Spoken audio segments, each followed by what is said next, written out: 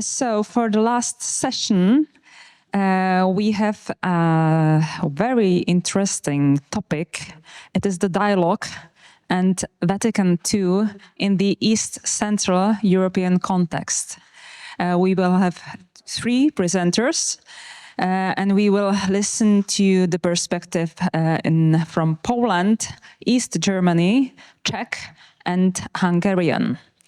So the aim of the session is to highlight the experiences, differences, and also the aspects of the reception of Vatican II in these East Central European contexts. So each presenter has 20 minutes. The discussion will take place afterwards. So I would like to invite our first presenter, Ursula Penkala, from the University of Saarlande. Am I right? I hope so. Well, she is the professor of church history, but she earned her doctorate in fundamental theology. Her research interests are in relationship between religion and politics in 20th century Europe, but also the focus is on the reception of the Second Vatican Council and also the networks of European Catholic women. But she will present the context of the Poland and also East Germany. The floor is all yours. Thank you very much. I will concentrate indeed rather on the council than on the reception afterwards, but that topic might come then in the discussion. And I would like to start with a brief quotation. There is no church of silence in our country. The church speaks loud and clear, but there is a church of deafness, and this is yours. This was a response by Cardinal Wyszyński to Cardinal Francis Spellman of New York during a meeting with a larger group of council participants when Spellman referred to the church behind the Iron Curtain as the church of silence. And the church of deafness, with the church of deafness, Wyszyński meant the church in Western countries. That doesn't sound very dialogical. And yet, I would like to argue that the Second Vatican Council was a council of dialogue on the one hand between the West and the East under the conditions of the Cold War, and on the other hand in the German-Polish context. This year we are celebrating the 60th anniversary of the groundbreaking exchange of letters between the Polish and German bishops at the Council. And in this paper I'd like to focus on this particular dialogue. But first, I'd like to begin with the broader context. So, the Council in the shadows of the Cold War. For bishops from the Eastern Bloc, the Council had great relevance not only as an ecclesiastical event. The political division of Europe made international communication difficult even at the church level. In these circumstances, the Council offered Eastern European participants the opportunity for an exchange with those from all over the world. They would not have been given this opportunity without leaving their home countries, even if participating in the Council was not entirely free from surveillance by state security agents. First, however, it was necessary to overcome the mistrust of the Western participants in the Council towards the East European, and thus also the Polish bishops. Bishops from Western countries suspected that bishops from the Eastern Bloc countries could be exploited for the foreign or national political goals of their states. The fact that bishops from Eastern Europe sought to prevent official statements by the Council condemning communism was seen as a proof of this.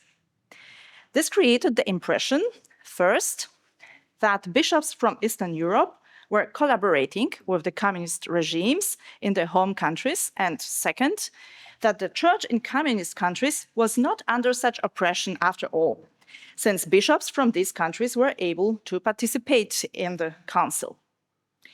The latter would be also in line with the intention of communist governments to present themselves to the outside world as supporters of religious freedom. Even at the end of the council, some council fathers from the West still did not understand that the condemnation of communism by the council would lead to a strengthening of anti-church measures in communist countries.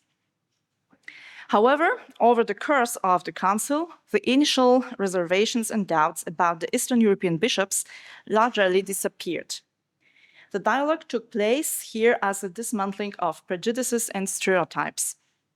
This happened both in the course of daily informal exchanges among the bishops and through the participation of bishops from Eastern Europe, especially from Poland, and in council sessions and council bodies. 8 Polish bishops played an important role being involved in official council bodies, and one of the most prominent Polish council fathers, the primate Cardinal Wyszyński, became a member of the Presidium. I'm coming to my second point, and I'd like to have a closer look at the bishops from Poland and the German Democratic Republic. The perspective of Poland and East Germany on the Council is, on the one hand, the perspective of Eastern Europe, so there are common features. Above all, the Church being behind the Iron Curtain and under the observation of security services. On the other hand, the situation in East Germany differed from that in Poland. The Church in East Germany had closer direct contacts with West Germany, despite political difficulties, than Poland could have with Western countries. Throughout the entire period of the GDR's existence, the German episcopates refused to recognize the parts of dioceses located in the GDR and separated by the inner German border as independent bishoprics. Initially administered on a provisional basis, they were later converted into apostolic administrations. All East German bishops and apostolic administrators were integrated into the regular meetings of German-speaking council fathers, unlike the Polish bishops, which were not allowed to go to all council sessions in their totality. But all East German bishops were allowed to attend the council. Now I'm coming to my third point, which is the council as immediate context of the Polish-German dialogue.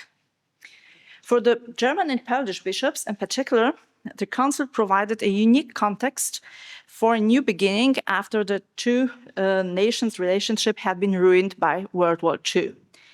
These relations were burdened not only by the experience of crimes by the Nazi German occupation in Poland, but also by the shifting of borders decided by the Western Allies and Stalin in 1945, as a result of which the eastern territories of Poland became part of the Soviet Union and the eastern territories of Germany were incorporated into Poland. At the time of the Council, the question of the German-Polish border was still open under international law. The West German Party constantly made claims to restore the border from the pre-war period, which in Poland increased the fear of a repeated armed conflict. From the Vatican's perspective, the lack of political stabilization on the border issue was an obstacle to the final regulation of church administration in the territories concerned, which did not occur until 1972.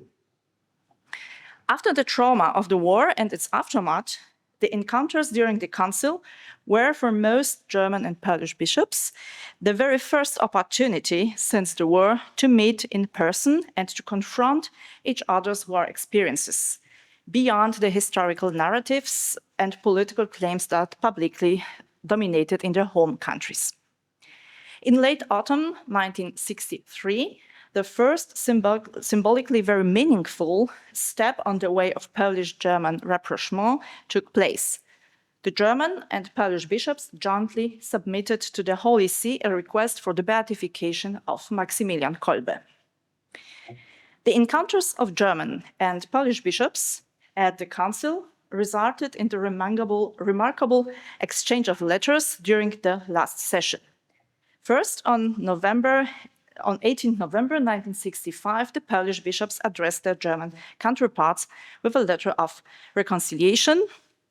And you can see on the slide now the photographs of the original letter, which is conserved now in the Church Archive of Cologne, with the covering page and the crucial sentence and the signatures of Polish bishops present at this council session. This letter was 18 pages long, and it began with an extensive description of the history of German-Polish relations. This description represented a multiple taboo break compared to the official communist narrative. Importantly, the Polish letter did not distinguish between West and East Germany, and the German episcopate was treated as a whole. This is an important point which will be discussed later. The final part of the letter contained the most groundbreaking statement: Wir gewähren Vergebung und bitten um Vergebung. We grant forgiveness and ask for forgiveness.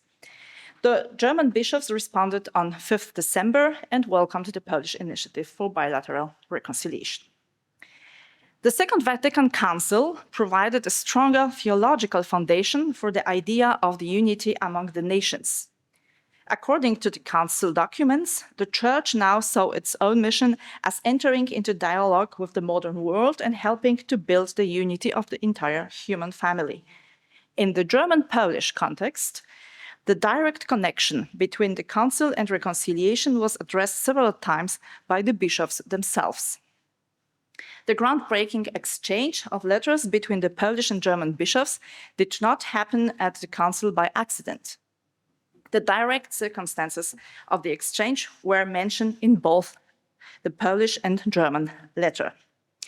In particular, in their response, the German bishops referred to the Council as an example of the realization of the unity of the episcopal collegium and interpreted this unity as a basis for overcoming the existing tensions between their nations.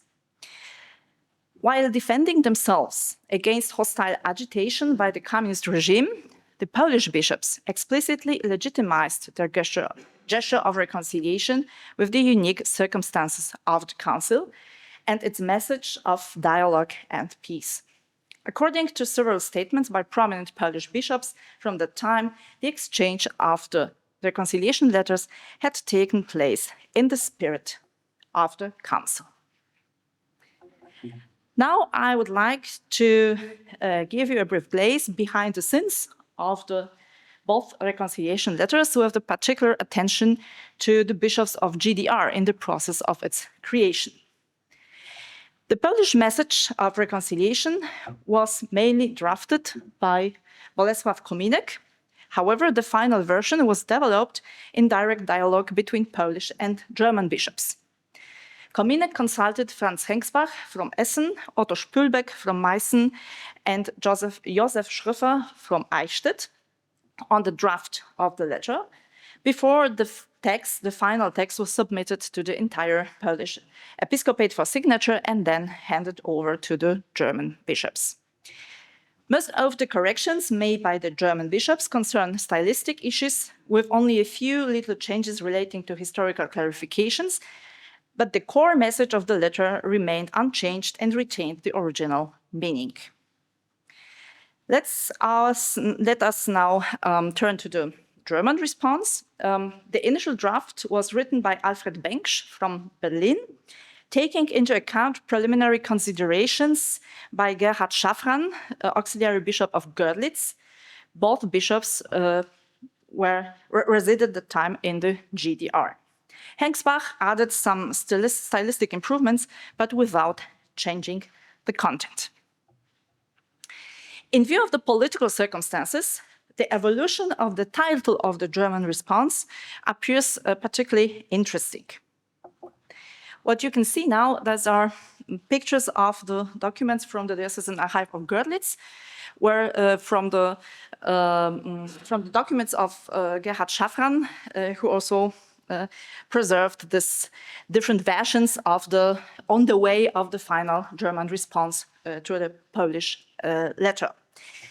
So although this letter, this response, was drafted by two bishops from the GDR, the first version was entitled Message from the Bishops of the Federal Republic of Germany to their brothers in the pastoral ministry. From Bishop Szafran's notes, we learned that two separate responses were initially considered, one from the bishops of the Federal Republic and one of those from the GDR. However, this idea was soon abandoned. Already in the second draft, the second picture, you can see there is only the response of the German bishops to the message of the Polish episcopate, and a total of 5 drafts were produced. The final headline was then Greeting and Response of the German bishops to the Polish episcopate. Szafran notes on how to respond the Polish letter also contained an interesting thought, which, however, was not included in the German reply due to the political circumstances.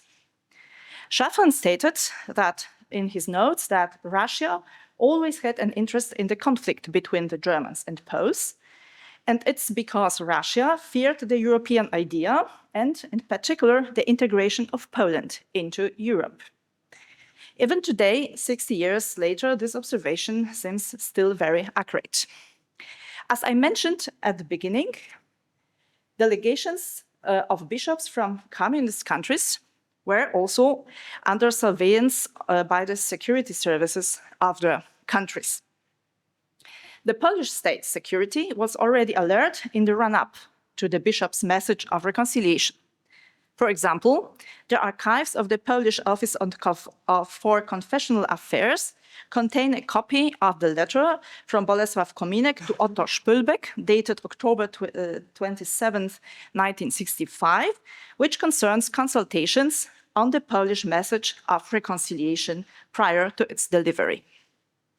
The Polish secret police were also well informed that bishops Bęk, Schrengsbach, Kominek, Schröfer, Spülbeck, Strauber, and Wojtyła were involved in the drafting of the 2 letters of reconciliation.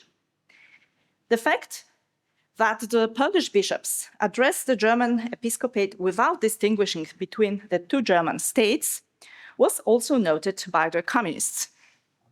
The episcopate was accused of negating the existence or the existing friendship between Poland and the GDR. And the bishops from the GDR who signed the German reply were also subjected to reprisals by the communist government. The accusations against the bishops were similar to those in Poland. They had acted against the interest of the Catholic population of the GDR, participated in an ideological diversion promoted by the Vatican, and concealed the friendship with the People's Republic of Poland, and thus negated the Görlitz Agreement between the 2 countries of 1950. So, I conclude. The German-Polish dialogue during the Council unfolded on several levels. First, interpersonal encounters, in some cases for the first time since the war. Second, on the level of the exchange of the letters itself as a practical implementation of the spirit of dialogue of the Council. And third, there was also dialogue at the backstage, in the form of the backstage conversations during the preparation of the Polish letter and the German response, which revealed the full complexity of German-Polish relations against the backdrop of the border issue and the division of Germany. This required all those involved to become familiar with the situation and the views, motivations, and sensibilities of the other side. Thus, the actual German-Polish dialogue during the Council did not take place only in the exchange of letters itself, but above all in its background. It was a genuine dialogue that encompassed mutual respect, recognition, and trying to understand the other side. Also after the Council, references to the Council as a supportive circumstances for the amelioration of Polish-German relations emerged in bishops' documents. For instance, even 15 years later, 15 years after the Council, in anticipation of the visit of the delegation of the German Bishops' Conference to Poland in September 1980, Wyszynski wrote to the president of the German Bishops' Conference, Josef Höfner. Today, we can state with satisfaction that since the Second Vatican Council, there has been a beneficial rapprochement between the churches of our nations. It was initiated by personal contacts of bishops during the council, exchanges of correspondence, and mutual fraternal visits. Our bishops' conferences and their secretariats were also of great importance. This is in line with the thought of the Second Vatican Council's decree Christus Dominus, which emphasizes that communications between episcopal conferences of different nations should be especially encouraged in order to promote and safeguard the common good. I thank you for your attention.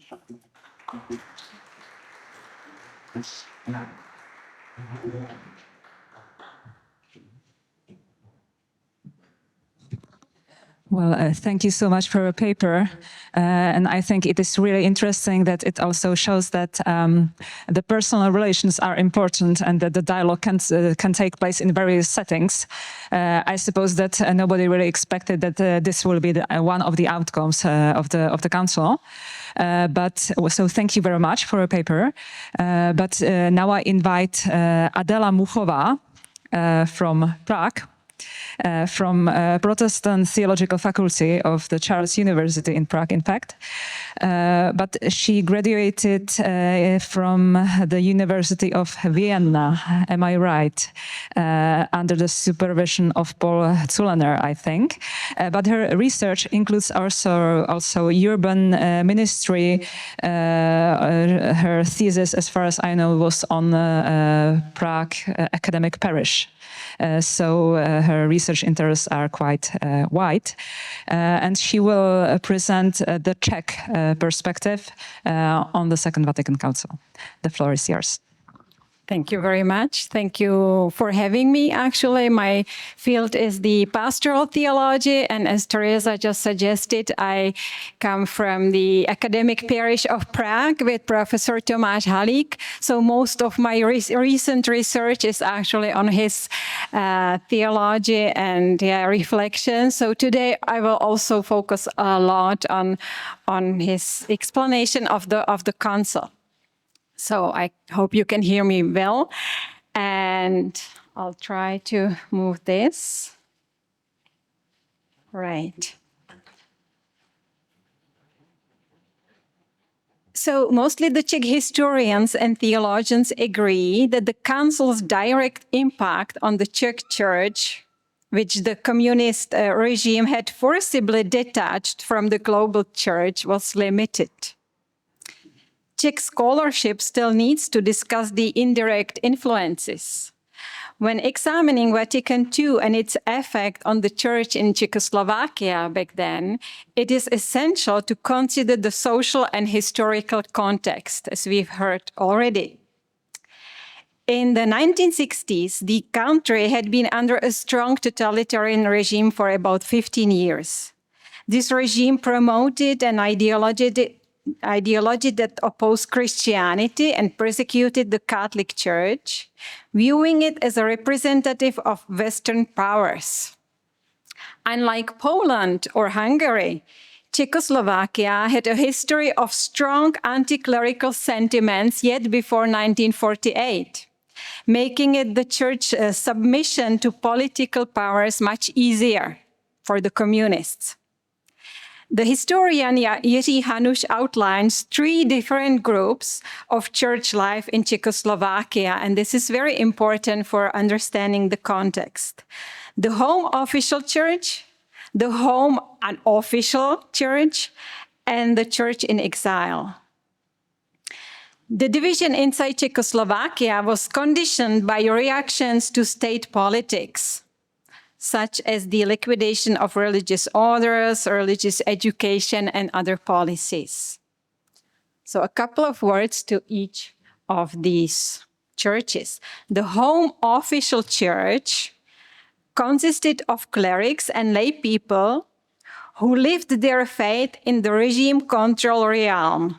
Mostly in Czechoslovakia, this was the Sunday liturgies.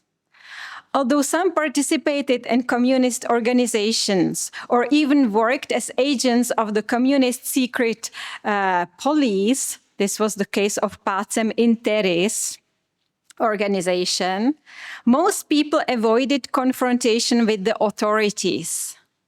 The home unofficial church, on the other side, we can also call it hidden church or underground church, consisted of people excluded from public life and ministry, who were persecuted and imprisoned. Priests were not granted permission to serve, primarily resulting in their involvement in unofficial circles, mostly through education, sharing, liturgy. The priests were trained and ordained abroad, very often in East Germany, Erfurt diocese, or in Poland, in Kraków. Local groups maintained intensive international contacts, mostly with Italy and Poland. The third phase of the church was the church in exile, which reflected the periods of emigration. We can speak of two main waves, which corresponded closely with state politics, 1948 and 1968. Catholic exiles were strongly represented in Rome under the realm of the Christian Academy, where they provided information, media support, and financial help back to Czechoslovakia, and mostly through smuggling, through the unofficial exchange of literature, of theological text. Another very important contact for a church in Czechoslovakia was with Kraków, which became a leading resource for literature and spiritual support for many Czech intellectuals and religious in the 1950s. So we can speak that the church division by the council is also noteworthy, and it's evident in Czechoslovakia, but it manifested mostly among the exile communities. So there was not really a dialogue within the churches, the local home churches, but rather in the exile communities. We can speak of a theological exchange. A key symbol of this division was the Studie Journal, which was published in Rome and which adopted a distinctly conciliar approach under the guidance of theologian Karel Skalický. His stance created significant challenges for more traditional Catholics, both domestically and internationally. Therefore, the need for dialogue ad extra and ad intra was a crucial challenge for the suffering church in Czechoslovakia. The council was seen as an opportunity for renewal in many respects. In Czechoslovakia, it coincided with the social awareness and the need for reforms in social, political, and economic spheres of the Prague Spring of the mid-1960s. Scholars observe that the council's ideas came to Czech society just on demand, just on the right time. In some sense, the church's persecution of the previous decades accelerated theological reflection and pastoral changes and preceded, in a way, the council. By a mistake of the regime, actually, many church members were detained in prison and labor camps together for many long years, allowing them for unofficial education and theological exchange in a very extreme condition of labor camps and prisons. So the historian Jiří Hanuš actually speaks about it, I quote, "The prison universities were effectively established, where almost all Catholic prisoners studied. Working together, They discussed lectures and debated issues concerning the state and the church from all sides. I wanted to put forward the thesis that certain preparations for the council occurred here in the prisons, despite the complete isolation from the world events, and even domestic information of the most basic kind.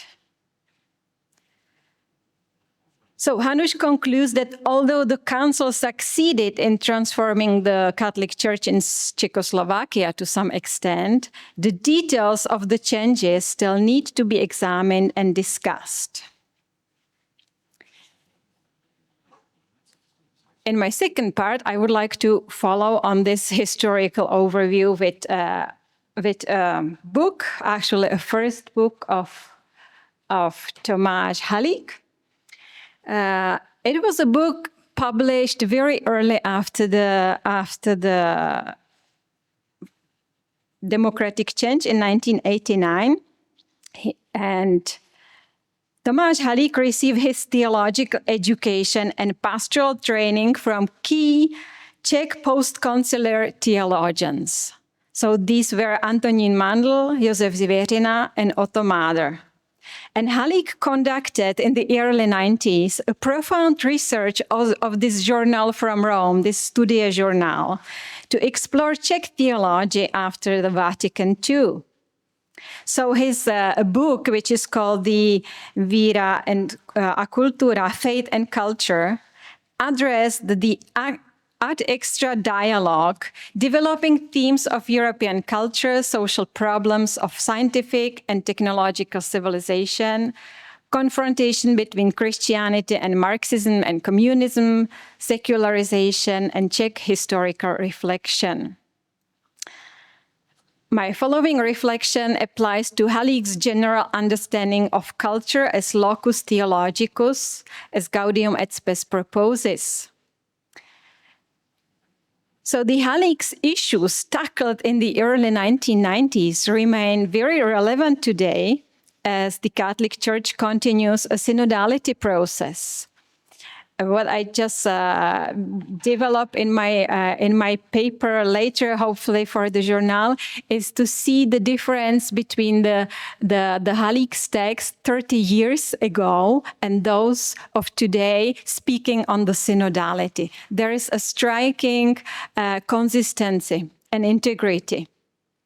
In the old paper, old book 30 years ago, Halík claims that the Council's principles of engaging with modern world aims to recognize the maturity of the world, acknowledging diverse opinions and religions, and the universal right of freedom of consciousness and belief. Gaudium et Spes endorses modern values like democracy, tolerance, and political and cultural liberty. Halík says it examines the rise of civilization grounded in these ideals, offering a balanced view of its strengths and weaknesses. The author emphasizes that similar development can be seen in both the home church and the church in exile in their theologies, despite the limited mutual exchange. So he found notable similarities among the leading Czech theologians, very isolated from the world church, such as Zvěřina, Mandl, Mader, and those who were in exile, like Vrana, Skalický, and Heidler. So I quote now Halík.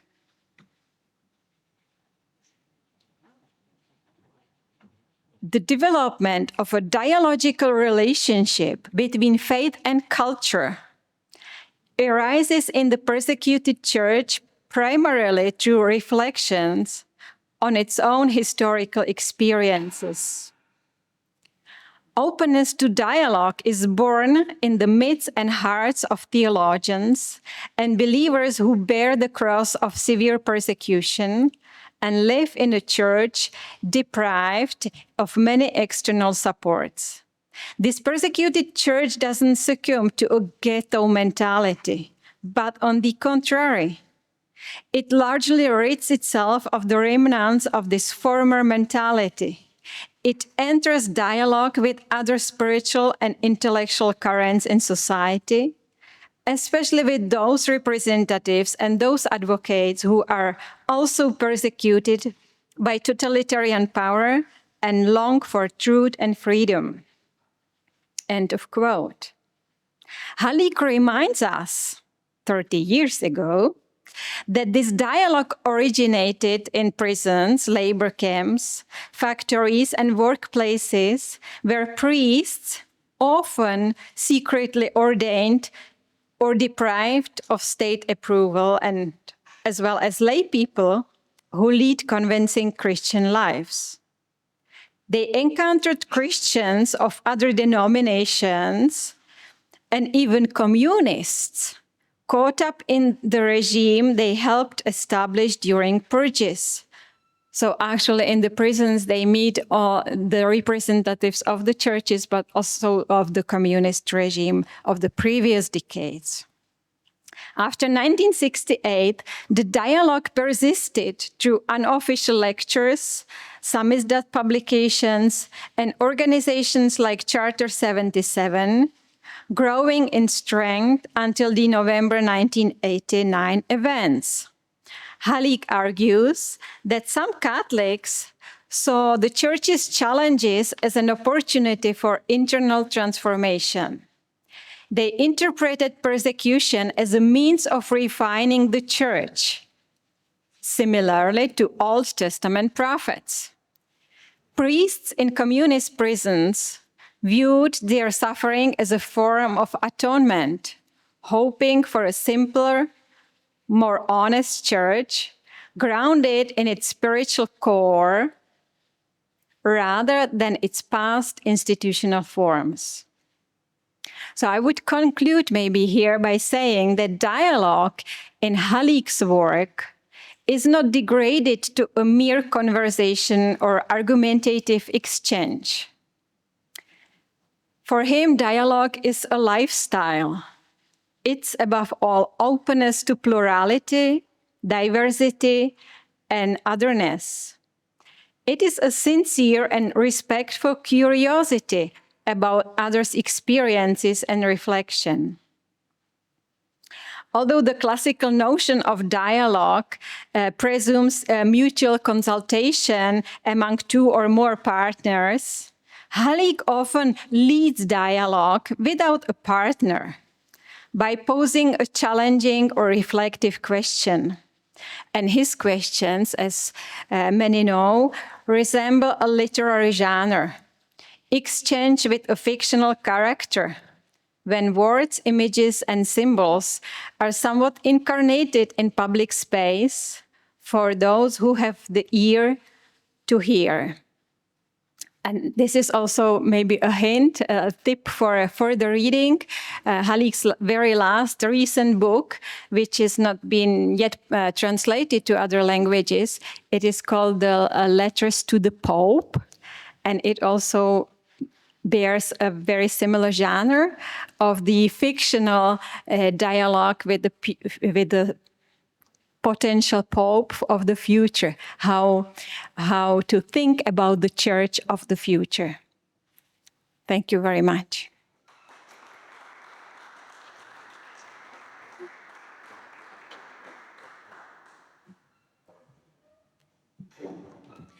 Adela, thank you so much for the paper. Actually, the book has been translated into Polish, so and it's a great book, actually. So thank you. Well, it is always interesting for me. I mean, when I hear people in Poland saying that, well, church is persecuted and that it is hated and so on. When I think about the perspective that Adela has just presented, it is a completely different situation. So thank you so much for something that is, well, very different from the Polish experience. So thank you. And our third presenter, I would like to invite István Csonta from Theological College of Pécs. I hope I have not mispronounced anything. So The third paper is dedicated, of course, to the Hungarian perspective. István Csonta is a church historian, am I right? Yes, and I can see theology and religious studies and specialization in church history. But actually his focus is on the Hungarian history, the role, for example, the laity before Vatican Council, but also Catholic action movement and, well, also social issues. So we are looking forward to your paper. Thank you very much. Thank you very much for representing me. Thanks for the invitation. As Teresa mentioned, of course, I would like to talk very shortly about the Hungarian viewpoint, or actually about the Hungarian situation, because this is rather a better term to express the whole issue. In my presentation, shortly, I'm trying to talk about the situation before Vatican II, the situation of the Hungarian Church, and generally speaking, the situation, the relationship between the state and the Church. In my second point, I would like to shortly, very briefly present the so-called partial agreement between the state and the Holy See. And in a third point, I would like to show in a nutshell the so-called limited Hungarian contribution to Vatican II. In this room, we don't have to talk about really long what was the situation of the Church in Hungary before the Second Vatican Council, or after the end of the Second World War, since we belong to the same bloc, and usually in Moscow there was a recipe how to act, how to deal with the bloc countries, with the churches. That's basically the same almost everywhere, how they one by one, they cut off all the religious orders, how they nationalize all the institutions. Basically, there is the famous show trial that the whole world knew about, the case of Mindszenty, that was actually followed also by the Western media. And the most important thing to say is that not even after 1953 did a lot of things change in Hungary, though many were cherishing the hope that after the death of Stalin, of course, the churches, on generally speaking, the bloc countries can have some betterment. It did not happen, and that was a period when more and more Hungarians, definitely belonging to the elite, started to be disillusioned. And that was basically that helped to build up the tension that actually broke out in the form of the revolution of '56.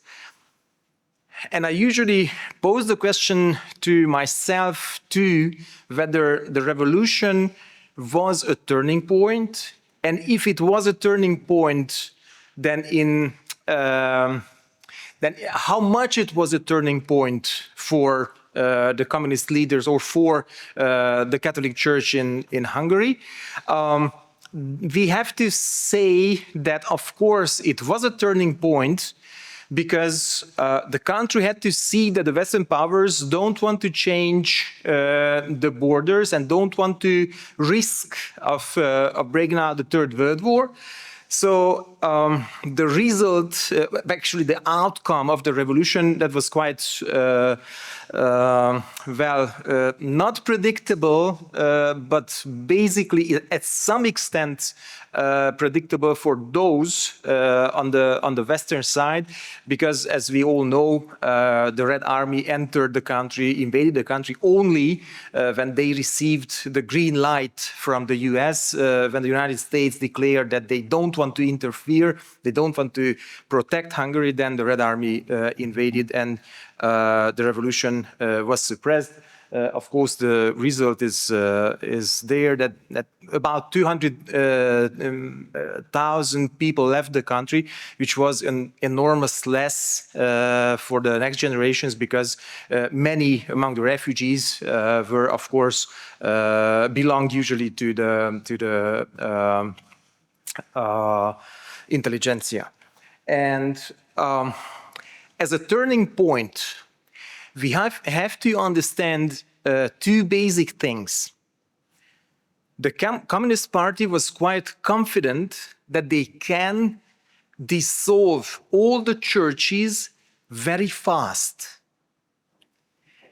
But the days of the revolution showed that just in a couple of days, the suppressed churches, especially the Catholic Church, stands up immediately.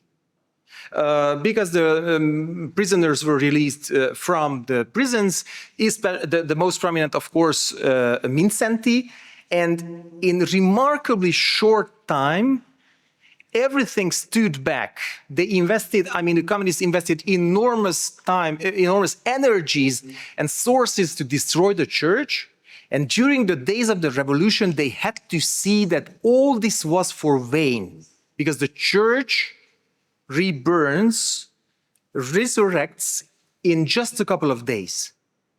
So the communist elite had to understand that dissolving the church takes much longer than it was predicted before. The goal remained the same: dissolve, destroy the churches. But they realized it would take a much longer time. On the other side, on the side of the people, generally speaking, they had to understand that whatever energy invest and whatever sacrifice they are ready to take, the revolution or the fight against communism doesn't lead anywhere. So what comes? Resignation. So that was basically, those were the sides, the two sides on the field. Of course, when we see that basically the Second Vatican Council is approaching, when we see that, and both sides see that there is a slow change, of course, that can change a lot. But until the signs of a changed Ostpolitik were coming, that was the situation.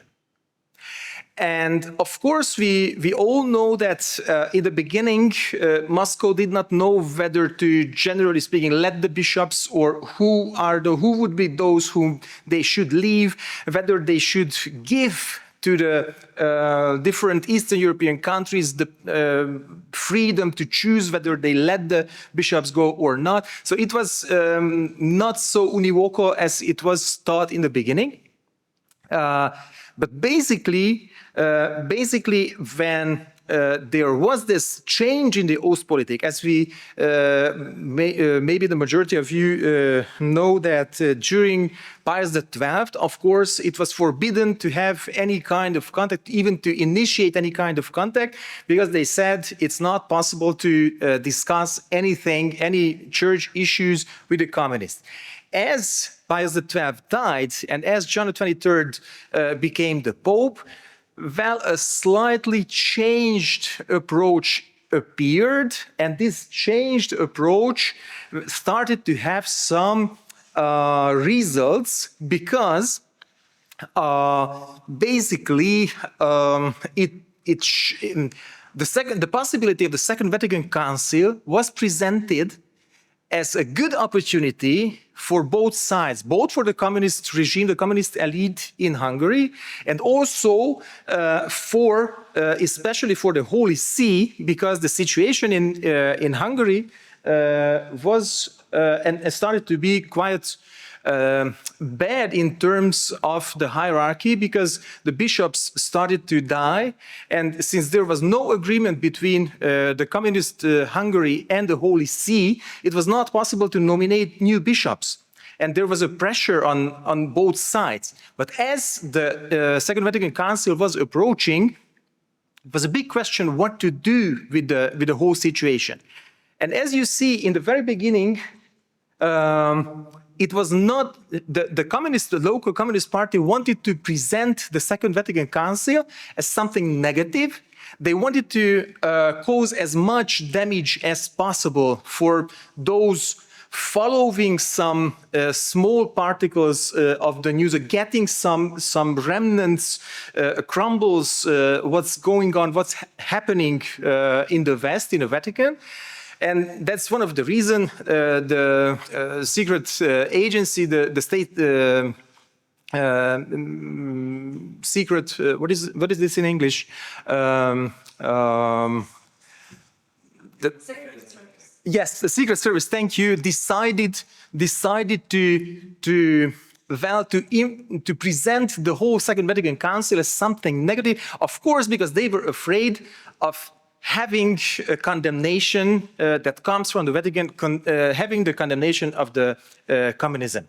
Because during the period of Pius XII, that was the attitude, and that would have been normal. But in the meantime, Pius XII died, and then they had to see that there is a new attitude, a new approach. When we are talking about the Hungarian votum, we usually talk about the vota, in plural, of course. I have to talk about the votum because there is only one single votum that reached the Vatican. So if we open up the Acta et Documenta Preparatoria, we find only one single votum in the document.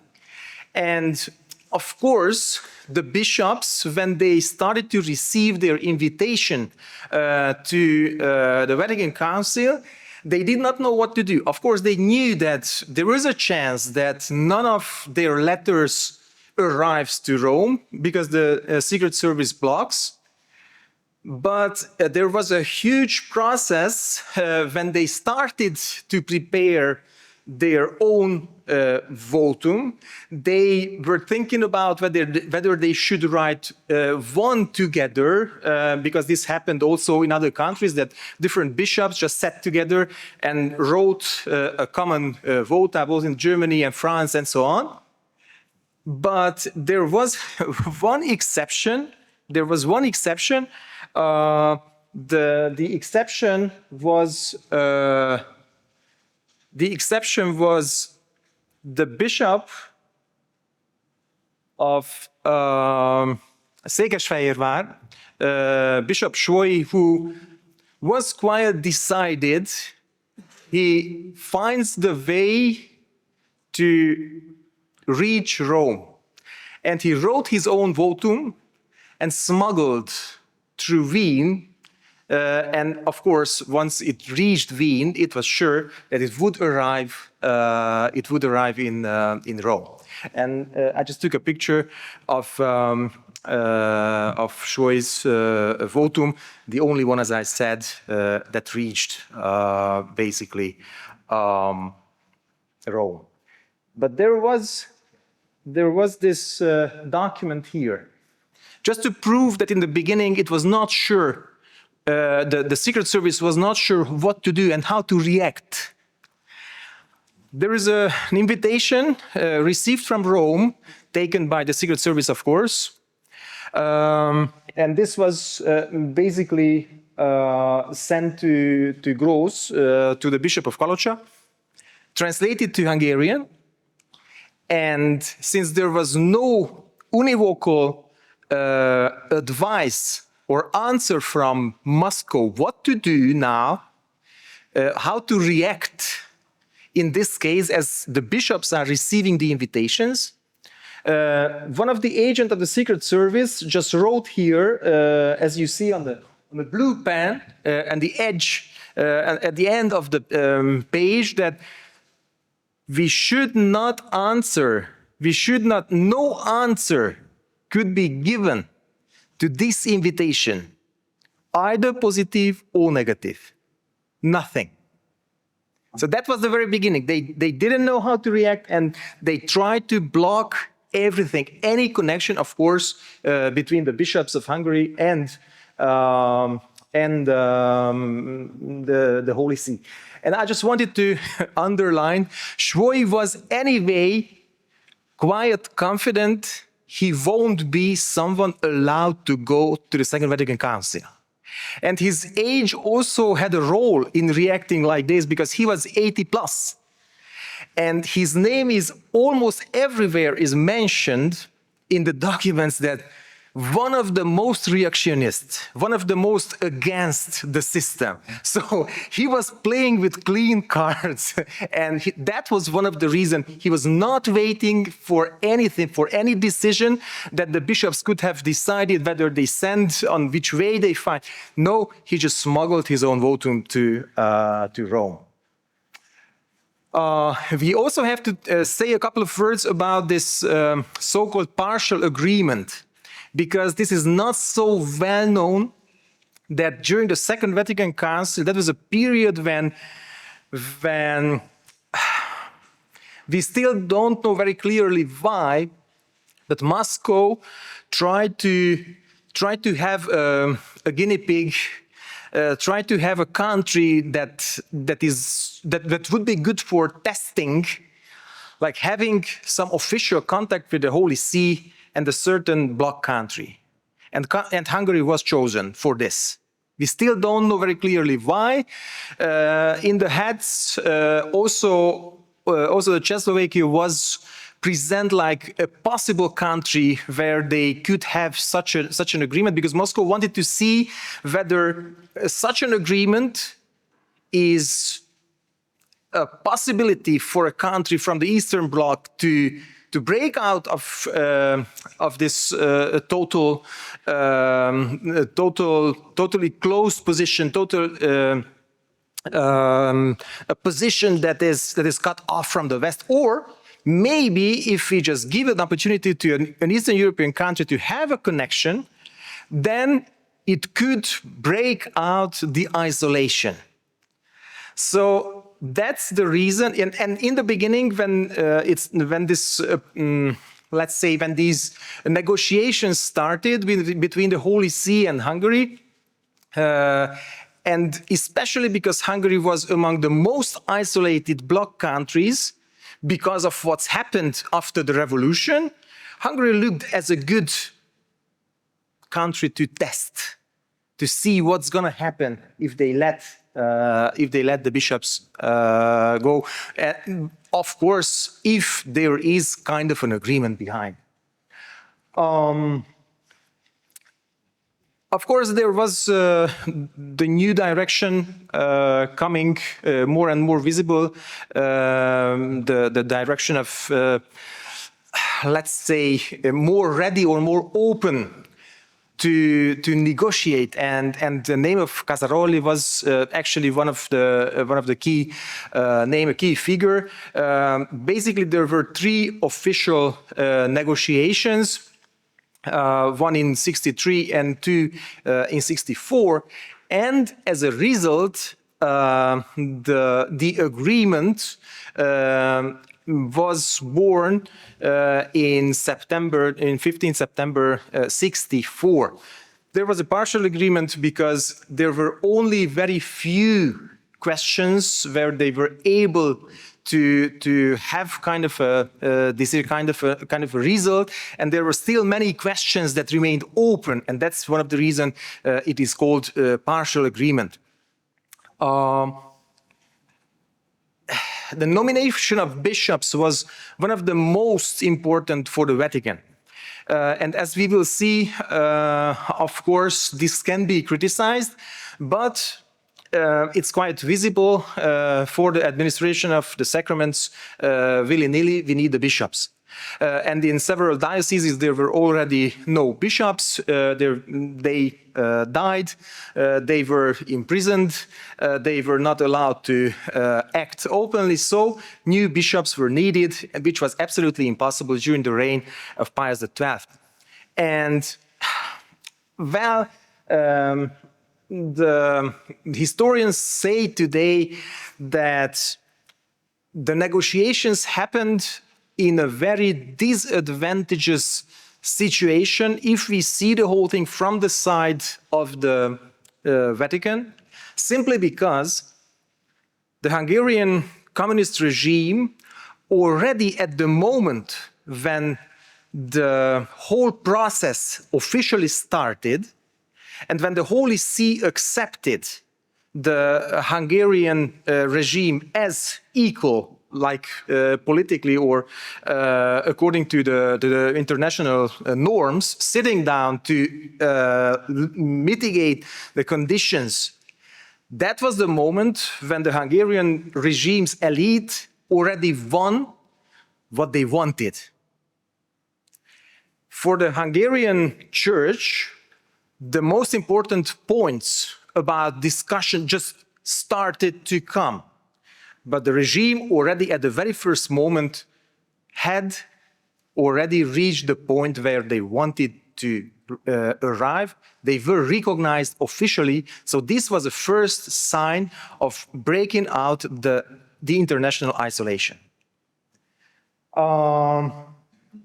Not only the nomination of the bishops, but also this so-called oath of allegiance of the bishops that they had to make, of course, for the communist constitution. That was also a big issue, a so-called big issue, because this was only tactical, simply because the Vatican thought that maybe in this issue we could have a permissive attitude, and as exchange in other issues which are very important to us, we could receive as exchange something from the side of the Hungarian state, the People's Republic, the so-called communist state. But this was not functioning. Why? Because the secret agents knew that this topic was put on the agenda only because of a tactical point. So as you see, the regime was always one step ahead. And this was actually making much harder the situation of the Vatican. Of course, there were many other questions where there was no result at all, and especially this concerned the freedom of the church, and that's one of the reasons it was so much criticized, especially by the more conservative circles in Rome, because they said that the nomination of bishops was put in front of the freedom of the church. So basically, there was no free religious education, and still there are many religious stood imprisoned, and of course, it was not possible to keep contact with Rome, or it was very hard to keep contact, and that was also one of the problems of Rome, that they had no other channel to get info about the Catholic Church in Hungary. And that was a problem, of course, because not having info, that made the situation of the Church, the situation of the Holy See, put in a disadvantageous position. And as a result of the agreement, all of a sudden, as you see, 5 clergymen was ordained as bishop just like a couple of weeks later, as the partial agreement was signed. And the last point, very shortly, there was only a limited contribution of the Hungarians. Why? Simply because there was a risk. Everyone knew that there are agreements behind. Everyone knew that something has to come, and they had no idea, or bishops had only limited info about what is between how the discussion, how the preparation of the agreement proceeds. I just put here some names, some numbers, but you see already at the second session there are 16 persons who are present at the council, and a very interesting summary when Casaroli explained that the Holy See has no particular objection to the large number of Hungarian participants, but the idleness of some of the attendants harms the reputation of the Hungarian bishops. He emphasized that the Vatican deliberately undertook the support of followers in order to ease the situation of the Hungarian bishops, but as it turned out, some of them are only on vocation and therefore their stay is incomprehensible to some personalities in the Vatican. End quote. I think this, as a summary, could say everything. Still, there are 14 persons, but you see the large number of the bishops for the third session. There are 10 bishops, though 2 or 3 bishops were present in the 2 sessions before. It's thanks to the agreement, of course. And there are also the different agents are also not very happy that the bishops are so idle and they don't really react. And there is this last summary from one of the secret agents that they don't really do anything, they don't really react, they don't facilitate a good cooperation, which is of course understandable because they don't want to risk anything. I here just put a couple of names to show that the topics they reacted to. So those very few topics were just very general about the priesthood, about, I don't know, the bishops, about the peace, etc., etc., etc. So nothing, no issue that was really important or no issue that could have had any negative consequences afterwards as they return to the country. Thank you very, very much for your presence. Thank you very much for inviting me.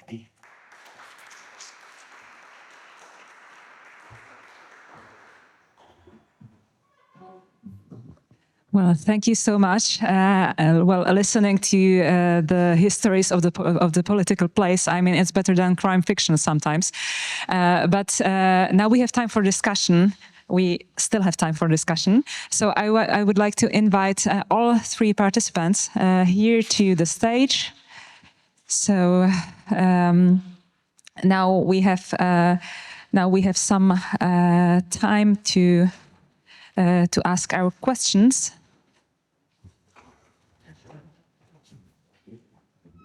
Great.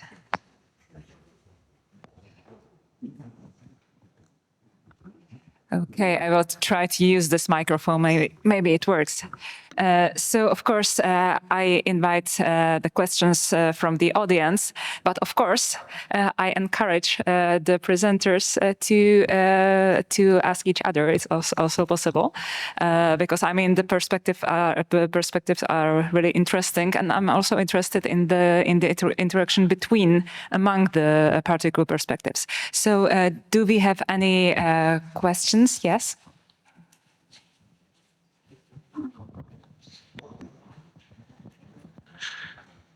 Professor Ursula Pękala, thank you for your presentation.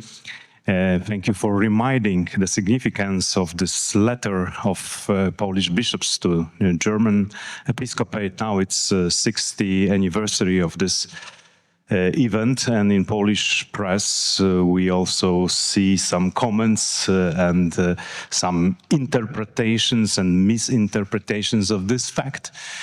So what do you think? Because we should remember that the reaction of communist leaders in Poland at the time was full of anger. They were very angry. And the problem was related to this phrase, we forgive and we ask for forgiveness. A lot of communists, they say that Cardinal Wyszyński, you have no right to forgive in the name of the whole nation. You can forgive in your own name, but not in the name of the nation. So my question is, what do you think? Is this letter still inspiring? Is this letter still has this letter still universal significance? Because we cannot forget that we live also in the now in the world full of conflicts. So do you think this letter could be regarded as a kind of paradigm, universal paradigm for the future reconciliation? Or it is very limited only and historical event? So that's my question. And how to convince the people, the young generation, that this letter is not only the letter from the past. Thank you. Yeah, thank you for the question. I could respond to it on two levels, but maybe there's one remark needed before. As you said, people asked Wyszyński, not only Wyszyński, what was your right to speak on behalf of the other? That was really the problem of the mandate of bishops to speak on behalf of people or even of Catholics, because there was a huge refusal of this letter, not only among communists. There were also Catholics, also priests, who didn't accept this, also with regard to their own war trauma. And what is about the universal meaning or universal relevance? I think that there might be some inspiration for other reconciliation processes. However, every reconciliation process is different. So we know already that this letter exchange, or especially the Polish letter, has become already kind of model of reconciliation in different contexts. We had, for instance, this letter quoted in the reconciliation letter between Catholic, Polish Roman Catholic bishops and the Greek Catholic bishops of Ukraine about 20 years ago. We had this letter quoted by the Ukrainian President Petro Poroshenko in the Polish Parliament 10 years ago.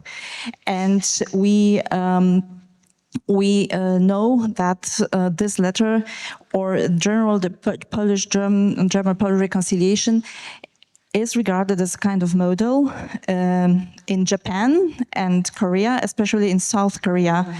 I had already an occasion to give an interview for a Korean radio telling about this reconciliation process being a possible model of rebuilding trust between Korea and Japan. And in the future, should that be reunification of Korea also between South and North? And we also know some references to this letter in German-Czech contexts of reconciliation. But it still has limitations.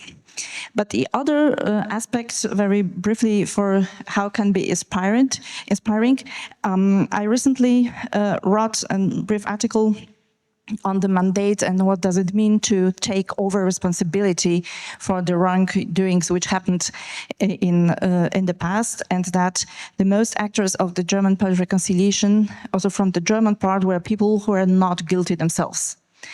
And it appeared in Więź, in the online issue.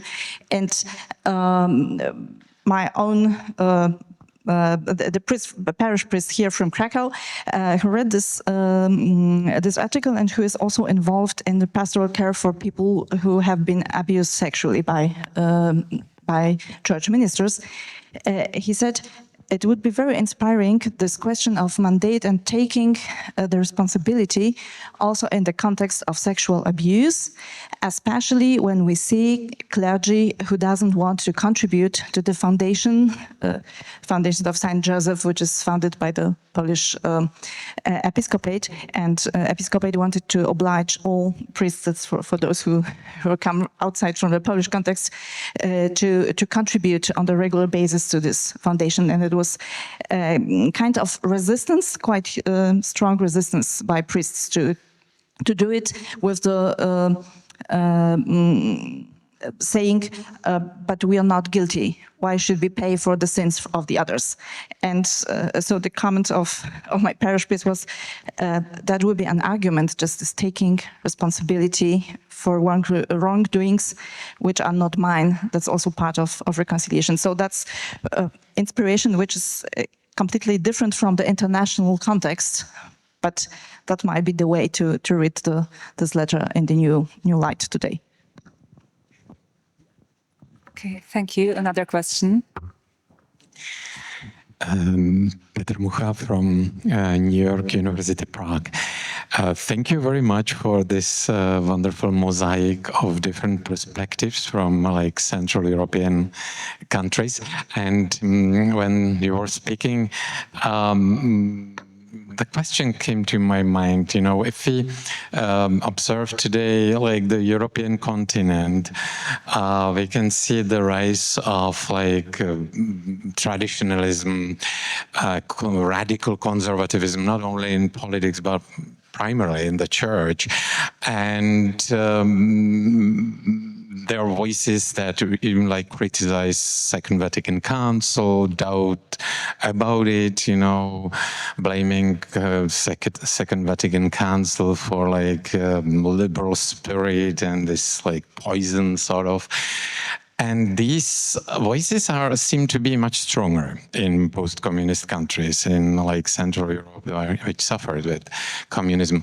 My question would be, what do you think? What are the roots of this stronger presence of these radical voices, critical voices in post-communist countries, and perhaps, if that has certain common ground? So, if all of you can.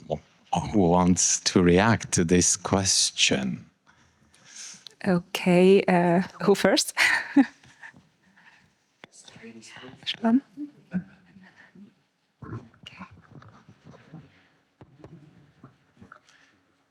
Thank you very much for the question. It's indeed a phenomenon present, I think, almost everywhere. I don't know whether these are really the sources of this kind of attitude. But I usually just go back to church history whenever I have this kind of debate, and I usually say that those who did not agree with the majority of those present in ecumenical councils were usually sent far away. We should look at, I don't know, Arius and all the different, later on identified as heretics who were sent to exile. Of course, after the example of Athanasius, we know that there were some periods when there were exchange between those exiled and those standing next to the true faith, and sometimes vice versa. It turned out that also those standing next to the true faith can be exiled if they were able to convince the emperor. But definitely, we have to have a starting point that those who don't accept the decisions of a council have to, anathema sit. Those should anathemize themselves, as beautifully the Latin phrase is. And I usually say that whenever we are talking about, because as argument, it often happens that Second Vatican Council was a pastoral council, not a dogmatic council, and as a pastoral council, we don't really have to consider all the decisions. I usually underline that that at the end of every single document, there is a sentence that we, Paul VI and all the bishops agreed on this, and we I think the English says that we present this teaching as obligation, or whatever is the phrase at the very end of the document. So it's absolutely clear that it's it's not optional whether we accept the decisions of the Vatican II or not. I know that this is quite common today. What would be the reason behind? There was no reception in the Eastern European countries in the sense what a reception was present in the West. And maybe this has an influence. Okay, Adela? Well, actually, I wanted to say the same, so I will follow István. I think the historical context was different, yeah? That the Eastern Central European countries were delayed in, free discussion about the topic. So really, as I just described the situation in Czechoslovakia, it was not a space for an open dialogue discussion of the very social and maybe economic topics as it was in the 1970s and 80s in the Western Europe. In the Eastern and the communist countries, there was no space for dialogue, and there was no actual space for criticizing the church, because criticizing the church from within would mean a political stance, or it would just, contribute to the collapse of the faith and of Christianity. So the country started to learn dialogue, exchange, also about the cultural issues, only with the emergence of democracy. And as we now know, it takes generations really to learn how to live in democracy. As the first Czechoslovak president said, well, it's very easy to have democratic institutions, but we have democratic institutions without the Democrats, because they are not changed like this. And just one word maybe to this, the biggest tension in Czechoslovakia after the fall of the regime, the biggest tension in the church was in between the representative of the official church, of those appointed bishops and priests allowed by the communists, and those in the underground hidden church, because technically it was one thing, but more important, it was the moral issue of collaboration, of having the experience of being with the oppressive regime. And also, you don't speak like this about the moral issues. Dear brother, oh, you collaborated for the last 20 years. Oh, let's forget about it, yeah. That doesn't really work. It can be said, as far as the reconciliation, we can ask for a reconciliation, we can apologize, but it really takes generations. And we still learn now, 35 years after the fall of the communism, about some particular cases of people who were collaborating, and they do have the darkness in their past, and they don't recognize it. So very, very painful starting point, I would say. Yeah, I would like to mention actually 3 points. The first one is you both said something like it was the reception of council was not so fast. It could not be so fast, but I agree with this assumption partly, but I do be very careful with comparisons to the West, because they can fire back. Also in the sense that we are here some colleagues from a very big worldwide project of the reception of Vatican II, where we also had a historical part, like what happened on the eve of the Vatican II. And I remember the meeting on Europe 6 years ago, where some colleagues from Western countries said, we don't need any chapter on the eve of Vatican II in Eastern Europe, because there was nothing interesting happening. As it was all church of silence, and so I had to think about it when you said preparation of the council in the prisons. And so I would be careful So that is an assumption which is true about this shift also in the time, but not to exaggerate these differences. But on the other hand, you mentioned generations, or that. But my biggest concern is that the not very much democratic are the younger, the ones born into democracy, not the 60 and 60 plus year old. And I think that has something to do with the very unstable reality we're living in.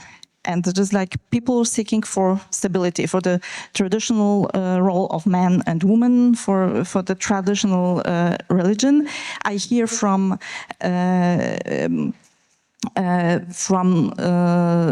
priest seminaries that the new ones who come are more conservative than those ones who were ordained 30 years ago, and that and I would like to quote now one Hungarian scholar, Máté Tóth András,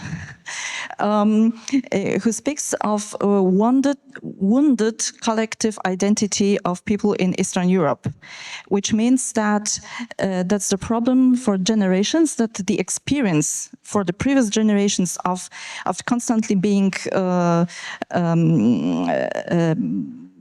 subject to external aggression, to terror, to some repressive political systems. This generation, these nations developed kind of fears which are not very rational at the moment, but that they are very afraid of losing the sovereignty, losing the identity. And I think that religion is one of the very good means to maintain or to stabilize the identity, and that's something. That's why maybe in the East European countries this anti-modern movement is stronger, but it's also present. And until recent times, the biggest democracy of the world, and we're seeing what's happening there and how Vatican II is deconstructed also in the US.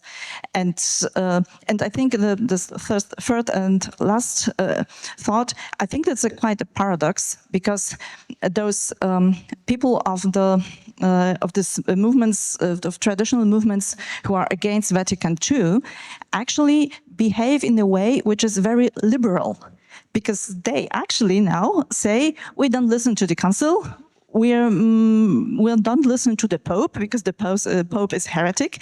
So they use a method which is very liberal and very revolutionary in order to justify conservative thought or conservative views. Okay, I think we have one more question. No. Okay. So the question was answered already. Okay, do we have any more questions, some more questions?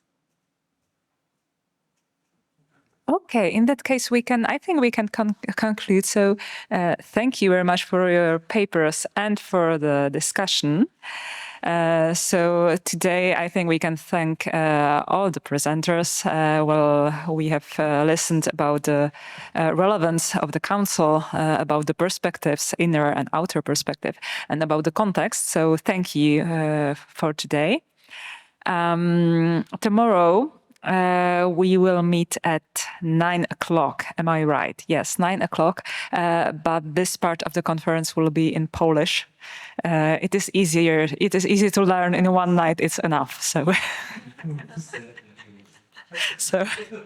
But also, if not, there is plenty of things to see in Kraków. So thank you very much for today. For invited guests, we can meet at 5 o'clock for the conference dinner.